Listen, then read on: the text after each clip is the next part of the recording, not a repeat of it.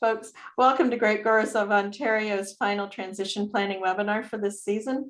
A bit of housekeeping as we get started. Participants are muted to avoid background noise, so please post your questions in the chat. The button should be located at the bottom of your screen.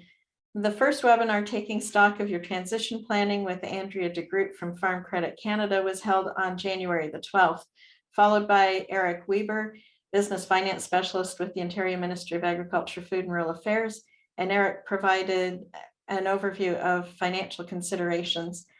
The third webinar was on taxation with Jack Kingma and Randy Momot of Grant Thornton Accountants, and links to these recordings will be posted in the chat. Today is the last of the webinar series, and we're pleased to have with us Erica Blythe, who is a corporate commercial real estate wills estates lawyer at Martin Shepherd Fraser LLP in Niagara Falls, Ontario. Erica has earned several scholarships and awards for academic excellence and leadership throughout her undergrad and law school career, and she earned a business degree from Western University and then continued her education, receiving her Juris Doctor degree from Western University Law School. She began her career at a firm outside the Niagara region, but was thrilled to return to the area when she joined Martin Shepherd Fraser in 2021. You'll recognize Erica's family name. Erica is the daughter of grape grower and former grape king Chris Vandelaar and granddaughter of Peter Vandelaar, and their family farm is located in Niagara-on-the-Lake and was established in 1952 by Erica's great-grandfather, Peter Vandelaar, who immigrated to Canada from Holland. We're very pleased to have Erica with us today to discuss legal aspects of estate planning. Erica, I'll turn it over to you. Great, thank you so much, Mary Jane, and thank you to the Great Growers of Ontario for inviting me to speak to you today about the legal considerations of estate planning. I know that this is getting into your busy season, and I see that there's rain in the foreseeable future, so I know it's important for you guys to take advantage of these nice days when we get them. So for those of you who did join today, thank you so much, and for those of you who are not, or might have to leave early, I know Mary Jane has kindly agreed to circulate this PowerPoint and webinar afterwards so that you can watch it at your leisure. I have two main goals for today, or within the next hour, give or take. So my first goal is to keep this as exciting as possible and not to bore you to death, because I know that this can be somewhat of a morbid topic and a little dry. But more specifically, my goal is to discuss, of course, the legal implications of estate planning. I'm going to discuss the importance of having and reviewing your estate plan, the importance of having and updating your will, some tax implications, and some scenarios that you might run into specifically as grape growers and entrepreneurs. I first want to give just a disclaimer, just to let everybody know, if you have spoken to a lawyer before and asked a lawyer a question, I'm sure that the answer has invariably been, it depends. I am here to scratch the surface and to discuss legal principles. However, do not take what I say as gospel, because like everything in law, there are always exceptions, and the answer to your specific question will truly depend on the facts of your case. So at the end of the presentation, I'm happy to answer any general questions. And if you'd like to discuss any specific questions and on your specific topic, I'd be happy to do that later on. So we'll go to the next slide and we will discuss the definition of estate planning. So in a nutshell, estate planning is the process of planning for the administration of your assets when you are no longer capable of doing so. It also includes planning for the distribution of your assets upon your death. Having documentation in place cannot be overstated. So the main thing to remember about estate planning is that you are never too young to begin estate planning. I recommend, and I think a lot of professionals recommend, beginning the process when you turn 18. Specifically, when you have accumulated more than $50,000, and we'll discuss the reason for that a little bit later on, and also, or when you have a child, or a marriage or long-term relationship. Those are really important times to begin estate planning. A lot of people think that estate planning starts and ends with making your will and powers of attorney. However, that is not true. Estate planning includes a lot more. And on the next slide, I'll discuss a couple agreements and other things that are included in estate planning that a lot of people sometimes don't think about. So shareholder agreements, partnership agreements, leases, marriage contracts, and then more obvious is naming beneficiaries on things like life insurance policies, private pensions, RRSPs, TFSAs, and really anything that allows you to name a beneficiary. Of course, making your will and making your power of attorney. So you're probably wondering why you need these agreements. Shareholder agreements or partnership agreements, as the case may be, are very important if you have a corporation with 2 or more shareholders or a partnership with 2 or more partners. These agreements outline the terms of your relationship, and although things might seem great at the outset, as they usually are, things can happen in the future. And even if nothing happens between the 2 of you, as an example, if one of the shareholders or one of the partners experiences a nasty divorce, their spouse, who's not a shareholder, might have a claim to the shares. So it's very important to have these agreements to deal with things like marital breakups, sudden deaths, or the event of incapacity. These agreements can be used as evidence in the future, and they can also be incorporated into your will. Leases are also very important. I know that a lot of grape growers and farmers lease fruit trees, grapevines, equipment, or a home on one of their properties. And I know a lot of these agreements are just handshake deals. The problem with handshake deals, among other things, is that they are really only as good as the word of the person who entered into the deal. This means that you cannot rely on your child, your spouse, or your estate trustee to enforce these agreements, because they're more than likely not legally binding, and it's almost impossible to ascertain the terms of the arrangement. So I would highly recommend, if you don't have a written lease, consider making one. It's also important to remember, as a general rule, that any transfer or lease involving land in Ontario must be in writing pursuant to the Statute of Frauds Act. Marriage or cohabitation agreements. So again, these are often seen as taboo because essentially people think of them as planning for their breakup of relationship before it even begins. And although that might be true, it's very important to discuss these things and the issue of asset distribution upon breakup when your marriage or relationship is in a good place, rather than fighting about it when it's too late.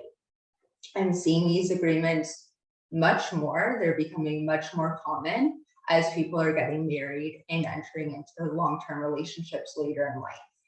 As an example, if one person enters into a relationship with significant family assets, or as a shareholder in a family corporation, and the other, as is often the case, enters into that same relationship with student debt, it's a very good idea for both parties to protect their assets. And as is the case with all of these agreements, it's always better to plan for the worst, but hope for the best. All right, so now we will discuss the importance of having a will on the next slide. So if you die without a will, it's called an intestacy. If you die with a will, it's called a dying testate. So there are several disadvantages of dying without a will, the least of which is that there's no person automatically entitled to administer your estate. A lot of people think that their spouse is automatically their estate trustee, but that is not the case. Someone will need to apply to the court to become your estate trustee without a will. This can cause conflict within your family because in the intestacy legislation, there's an order in which people can apply based on their relationship to you. This can also create a lot of additional costs that will be paid from your estate. The other difficulty with not having a will is that your wishes will not be taken into consideration when your estate is distributed. Your estate will be distributed in accordance with the provincial intestacy legislation, which again is distributed in accordance with persons in a relationship to you. So for example, your spouse will get a significant portion of your estate, and then your children, and so on and so forth. This could mean that, for example, if you are estranged from one of your children, this will not be taken into consideration if you die without a will. That child will be equally entitled to share in the distribution of your estate. So the advantages of having a will, of course, is that you can name someone or multiple people to administer your estate, known as your estate trustees. This is a very time-consuming task that involves a lot of responsibility. So it's very important to name someone who is willing to take on the responsibilities, and also someone that you trust and who understands your estate generally, and as well as your wishes. Another advantage is that, of course, you can name and you can decide who you want to benefit from your estate. You are able to pick and choose who you want to be beneficiaries of your estate, and your will can take into consideration many things that an online will kit, or if you do a holograph will not take into consideration. So things like minors. In Ontario, minor beneficiaries under the age of 18 are not allowed to inherit a certain sum of money until they attain the age of 18. So if you name your minor children or nieces and nephews, their money will have to remain in a trust until they attain the age of 18, or at a later age as you decide. Some people choose to postpone it until they're 21, 25, or 30, and you can also give it to them in increments. So 50% at 18 and 50% at 25, or something like that. And then you can also name alternatives in case that person unfortunately predeceases you or dies before attaining the age specified. If you have beneficiaries under disability, it's very important to create special provisions in your will for that, especially if they're receiving government assistance like ODSP. If you have someone who is receiving ODSP, they will not be able to receive a lump sum of money without disqualifying them for their ODSP payments and benefits, which could be detrimental to that person. So it's important to keep their money in a trust known as a Henson Trust. If your beneficiaries have substance addiction or difficulty managing money, you might also want to keep their funds in a trust until they receive, and that will be distributed at the discretion of your trustee. You will also be able to name guardians in your will for minor children, and again, alternatives in case those guardians that you chose predecease you. And then finally, if you have estate trustees outside of Canada, you'll want to consider the tax implications of that. So these are all things that your lawyer, when you meet with the lawyer to discuss your will, things that they will be asking. So now that you have your will, on the next slide, we will discuss when to update your will. We normally, my recommendation, and I think the recommendation among the profession, is to review and consider updating your will every 5 years. That's a general rule of thumb. However, I tell clients, anytime you have experienced a significant life event, like a new business venture or a death of a close loved one who is named in your will, a new significant long-term relationship, or the birth of a child or grandchild, you'll want to consider updating your will. Of course, in Ontario, it's not mandatory to update your will. If you make your first will at 18 and you die when you're 80 and never update your will, that will that you made when you're 18 years old will still be valid. However, many beneficiaries, I'm sure that you named, might have predeceased you. Your estate trustees might have predeceased you or might be incapable, and this will just bring you back into the intestacy legislation. So it's very important to be updating it regularly and at least reviewing it every few years. So on the next slide, we're going to talk about a little bit about taxes, everyone's favorite subject. So I'm going to start by also putting in a quick disclaimer. I am not an accountant, so I'm not really going to give you too much accounting advice because that, of course, wouldn't be inappropriate. But I did watch the session from your previous session from the accountant, and I think there are a few things that are worth repeating for those of you who might have missed it or might have had to leave early or maybe just forgot some of the things that were discussed. So it's always important to speak to, of course, a lawyer, but if you have complex assets or many corporations, it's also important to discuss your estate plan with an accountant or financial advisor to ensure that your assets are being distributed and allocated in the most tax efficient way. So there are tax rollovers available for intergenerational transfers of farm property. This means that the transfer must be between a parent and child or a grandparent and grandchild. So to give an example, if a father is transferring the property to his son, for example, the consideration for that transfer might be a promissory note from the son to the father. Although the debt cannot be forgiven within the father's life, he can forgive the debt upon his death.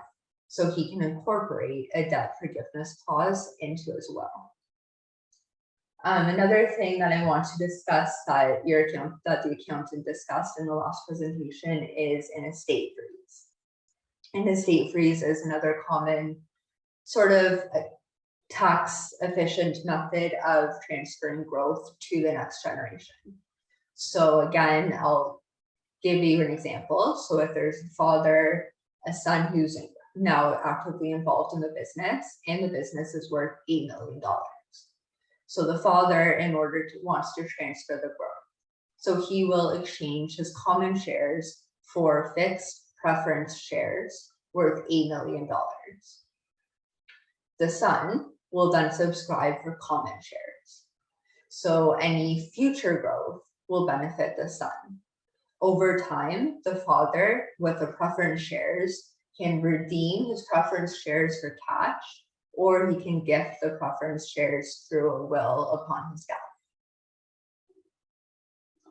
So on the next slide, I'm going to talk about the tax implications of an RRSP, because this often surprises people, and I think it's important to discuss. So again, I'm going to give you an example. So if you have an RRSP or RIF when you turn 71, and there's, for example, $100,000 in that RRSP or RIF, the day and you die, say you name, for example, your adult child as beneficiary on the RRSP and your spouse as beneficiary on your will. So they're different beneficiaries. And again, $100,000. So you die, and that $100,000 is treated as earned income the day before your death. That means that your estate, your last tax return, is going to include that $100,000, and your estate will have to pay 100% of the tax on that $100,000. So your child will receive that $100,000 tax-free by reason of being a beneficiary, but your estate or your spouse, by reason of being a beneficiary, will have to indirectly pay that tax as a reduction to their inheritance. So if you name your spouse or common law partner as beneficiary on your RRSP or RIF, there are tax-free rollovers that you can take advantage of. Another thing to consider if you don't have a spouse is ensuring that the beneficiary on your RRSP and your estate is consistent, or sometimes it's beneficial to name your estate as beneficiary on your RRSP. So speaking of taxes, we'll now discuss estate administration tax. So in Ontario, there is no inheritance tax like there is in the States. That's a term you might be familiar with if you watch a lot of TV or movies. In Ontario, estate administration tax is widely known as probate. So this is essentially the tax charged on the value of your estate by the province of Ontario for issuing a certificate of appointment of estate trustee. The certificate of appointment of estate trustee essentially ensures and tells people that the will is authentic and was properly made, and this is a certificate that's issued by the court. It is not always required that you obtain a certificate of appointment of estate trustee with a will, with or without a will. However, some institutions require that estate trustees have the certificate in order to deal with the assets of the estate. So for example, many banks, depending on the value in the account, will require the certificate, as well as land titles for most real property worth over $50,000, which I believe is almost everything these days, unless an exception applies. And a lot of trading agents or transfer agents for publicly traded corporations will also require the certificate. There are exceptions to estate administration tax. So on the next slide, I'll discuss the calculation of estate administration tax, as well as some assets that are exempt. So as of today's date, April 11th, 2022, the calculation for estate administration tax is that the first $50,000 is exempt. And you'll remember earlier on in my presentation, I made reference to beginning your estate plan when you have accumulated $50,000. So that's the reason. And then anything above $50,000 is taxed at $15 per every $1,000. So assets that are excluded include assets with named beneficiaries, such as life insurance, pensions, TFSAs. Those will flow directly to the beneficiary and will flow outside of your estate, so will not be included in the value. Any jointly held assets by right of survivorship, so this is important, and I'll talk about this in just a moment. But if you own a house with your partner, that house will pass on to your partner by right of survivorship and will not form part of your estate. And any real property that you own outside of Ontario is not subject to estate administration tax. On the next slide, I will discuss methods to minimize estate administration tax. So you can have multiple wills. This means that you have a primary and secondary will. Some people are familiar with a primary will and corporate will, which is essentially the same thing. So your primary will is going to include things that require estate administration, or that require the certificate of appointment of estate trustee. So for example, it will include the residue, it will include any real property, and your secondary will include things that can be transferred without a certificate. So any personal belongings that you own. The most common is shares in a privately held corporation. So this is very important. If you have shares in a privately held corporation worth a significant amount of money, it's very important to create a secondary will so that those shares, the value of the shares, do not become subject to estate administration tax. Registering assets in joint ownership. So again, like I just discussed, if you have assets registered in joint ownership, there's always a question of whether the asset was intended to be registered as joint ownership by right of survivorship, or whether it's joint for administrative purposes.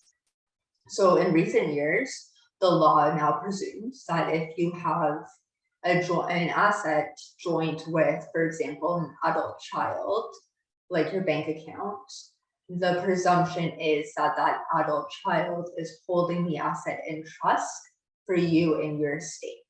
It's a presumption of resulting trust, meaning that that child is merely acting as a trustee. So if your intention is to provide a benefit to that child, then you need to make sure that it's very clear in your will and on any bank documentation that that is your intention. Otherwise, that presumption of resulting trust will apply, which means that that account will still be treated as an estate asset for the purposes of calculating estate administration tax. So please remember that there are also pitfalls with having a joint asset. In particular, you lose control of your asset if you put it into joint names. So it's important to speak to a lawyer and maybe even the rest of your family if you have a joint asset to ascertain your intention, whether it is to provide a benefit or whether it's just for administrative purposes. Because if this is not discussed and your intention is not clear at the time of your death, this can create delay in the administration of your estate through possible litigation, and it can incur a lot of expense and also conflict within your family, which most people want to avoid. Again, naming beneficiaries and gifting assets during your lifetime is another way to consider possibly minimizing or avoiding estate administration tax. So now that you have your will, you're probably wondering if your will can be challenged. Unfortunately, the answer is yes. Your will can always be challenged by anyone, but most often it's going to be challenged by either dependents, so a spouse, a former spouse, a child who was left out of your will, or even a beneficiary who received a lot less than what they thought they maybe should have been entitled to.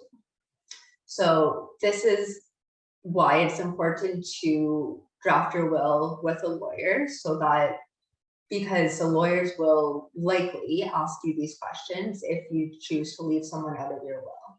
It might seem like an invasive question at the time, but we need to make sure that we keep very good notes in case your will is ever challenged. Those notes could be used as evidence to ascertain, of course, your intention after your death. So the main grounds that wills are challenged is on undue influence and incapacity. This is why when you see a lawyer to do a will, we need to make sure that you're alone and that your instructions are independent. And then, of course, like I just mentioned, dependents can make claims pursuant to the dependent relief legislation. And again, if your will is ambiguous or if the wording is unclear, sometimes when people do make their own wills, the wording can be very unclear, especially if their estate is complex. And this can also be a grounds for making a challenge in litigation.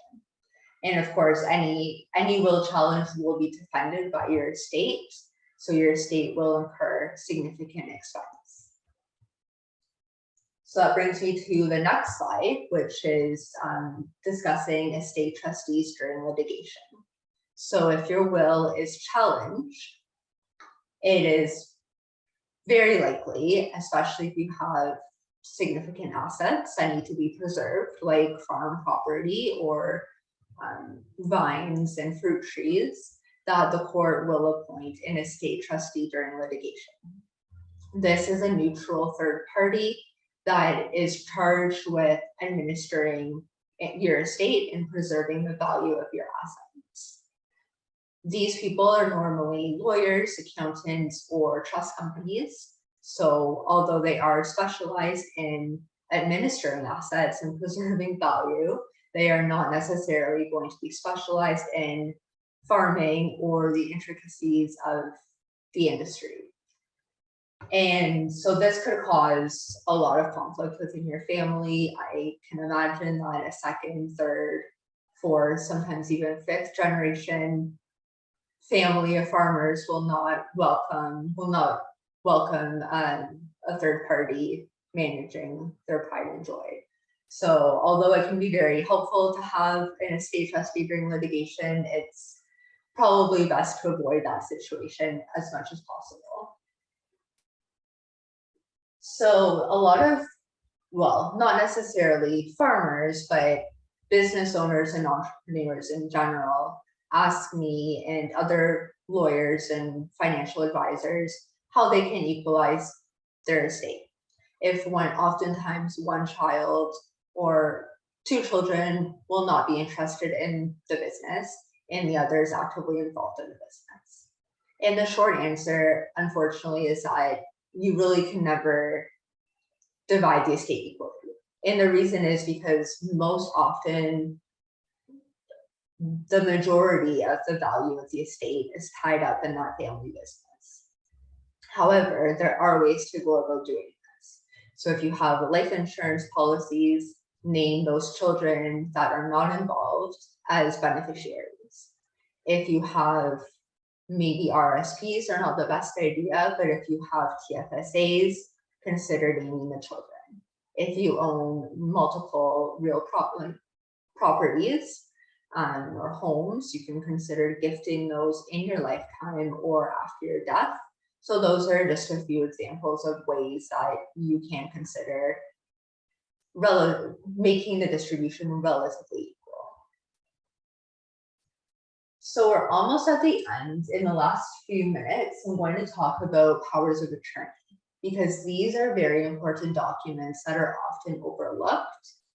And there's two types. There's continuing power of attorney for property, and there's power of attorney for personal care.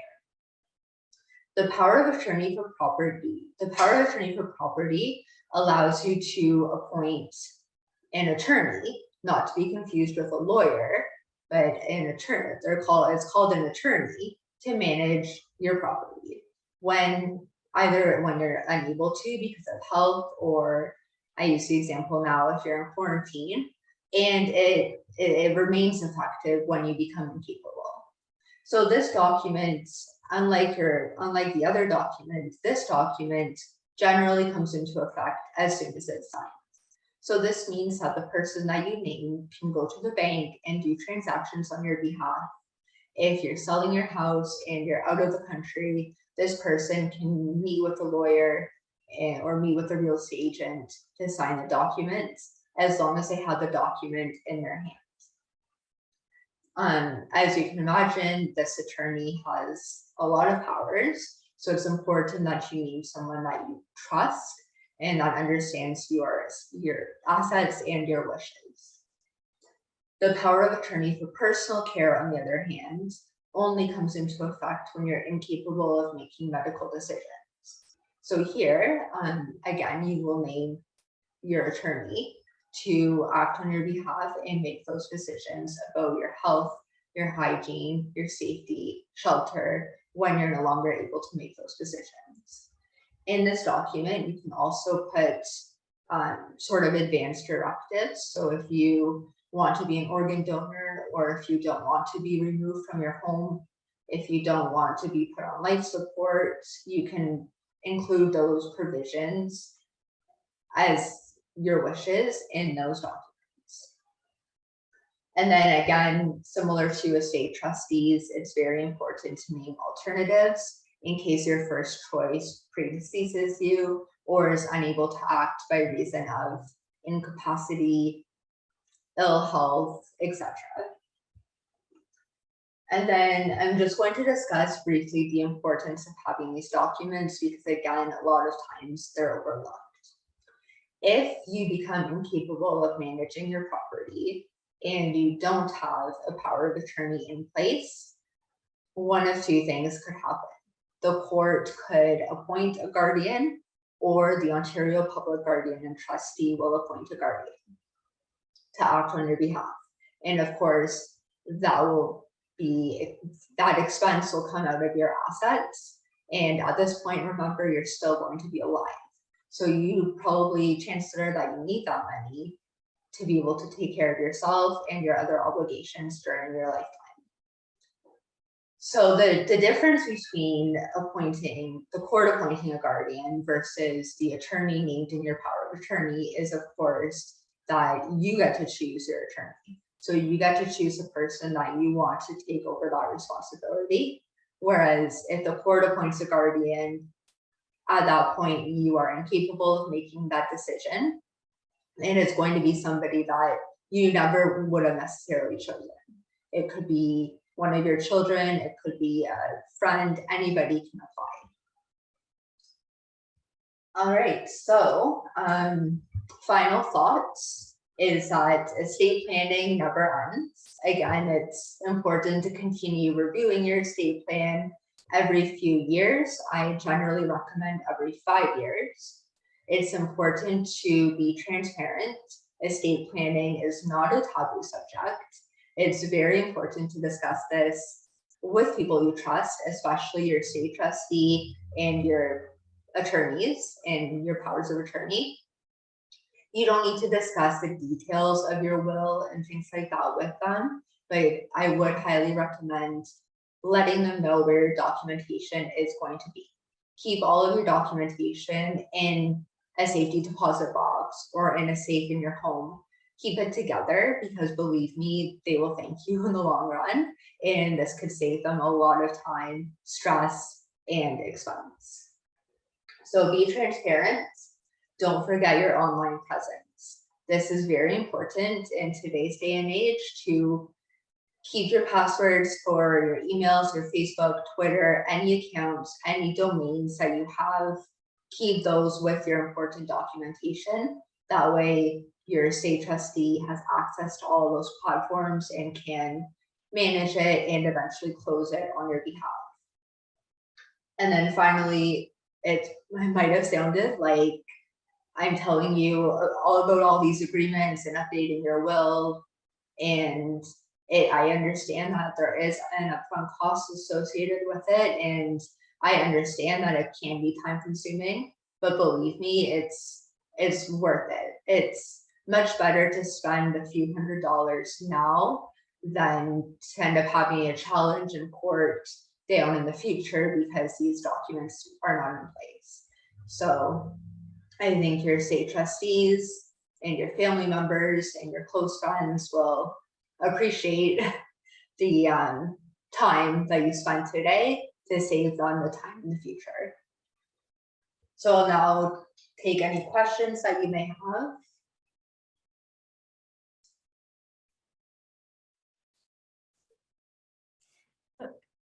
Eric, I'm not seeing any questions in the chat at the moment, so to participants, please post your questions in the chat if you have any for Erica. I did have a couple of questions submitted ahead of time. Okay. One was, how do I protect myself from a power of attorney being abused? I trust my kids, but money does funny things to people.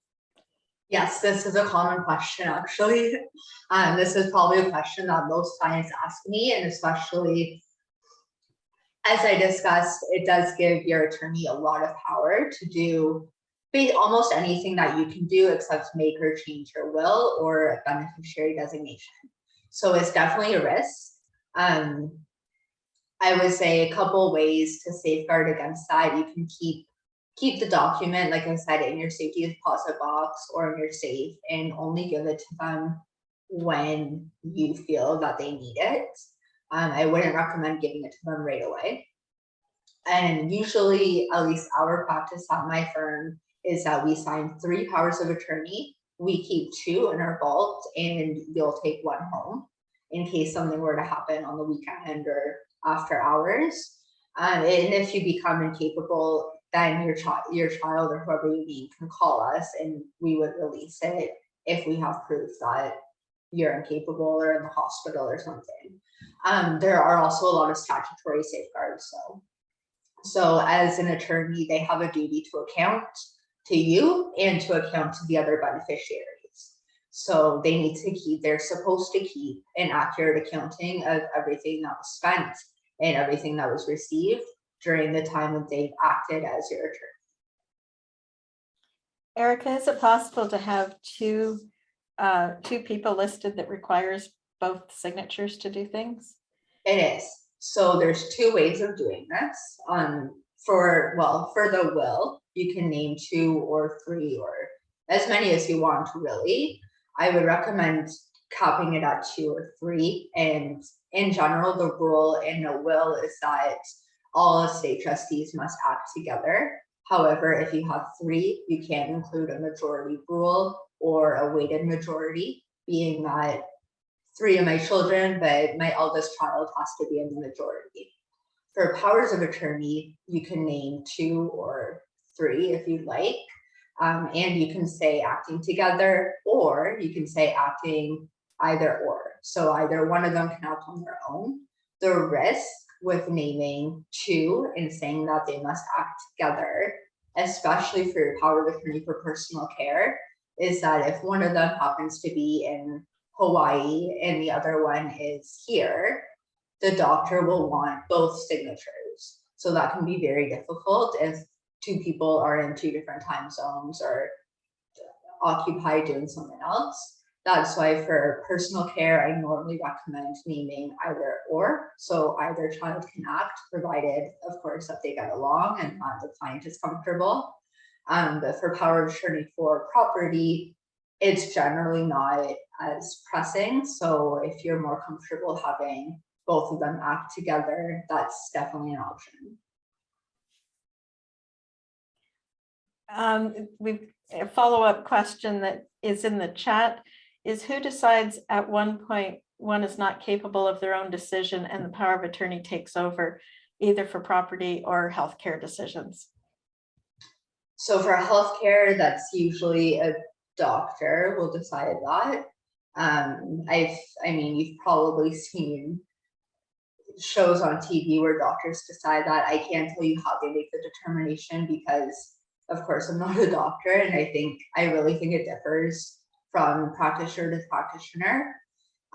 For property, you can put something in your document that says that you need to be assessed by an assessor. There are risks to that, of course, because it creates a lot of time delays. So in general, if you call us from a hospital or you call your bank from a hospital and your speech is slurred and the doctor says they can't make it to the bank or something like that, that's usually the indication that you're not capable. If we know that you are like went in for, I don't know, a surgery, for example, and you have memory loss or something like that, we usually get the information from your doctor. We wouldn't be making that determination as lawyers unless you have a provision for that in your will. And your children shouldn't be making that decision either unless they got the information from the doctors. I hope that answers your question.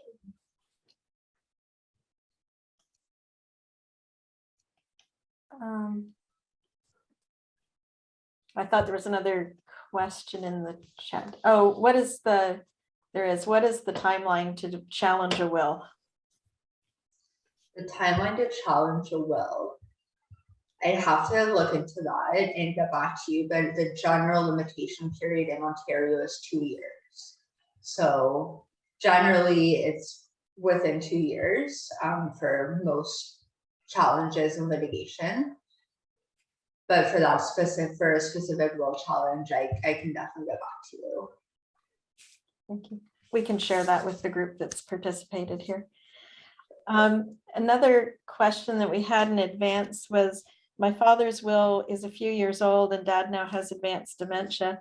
Things have changed, and for tax purposes, we'd like to do something different with what will be our share of the estate than what's written in the will.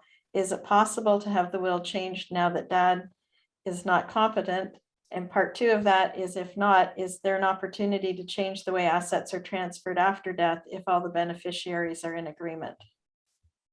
Okay, so to answer the first question, unfortunately, no. Like I said during the slide, can the will be challenged? One of the most common grounds for challenge is incapacity, and lawyers have to assess client capacity with a lot of scrutiny. So if he has advanced dementia, then I would say definitely not. In terms of can the assets be distributed in a different manner, that's again, that sounds like a very specific scenario. So I'd like to discuss that in more detail. But in general, I'm thinking of an example that I just recently had where someone where someone wants to buy a house and it's not specifically listed in the will. If all beneficiaries consent, then it can be transferred. So I'd like to say yes, but I would have to know the specific facts of your scenario. So I'm happy to discuss this with you off camera or off video. Thank you. I'm not seeing any more questions in the chat, so I'll make one last call if anyone has any questions for Erica. And I'm not seeing anything. Erica has her contact. Oh, sorry. Erica has her contact information on the screen here and willing to take follow-up questions from the group. I want to thank you, Erica Blythe from Martin Shepherd Fraser LLP, for your participation today in the webinar. Transition planning is a process, and we hope that this webinar series gives you some ideas to get the conversation started with your family and your professional advisors. The full series of webinars and 7-step checklist that was provided by Farm Credit Canada will be available on eGrape for our members early next week.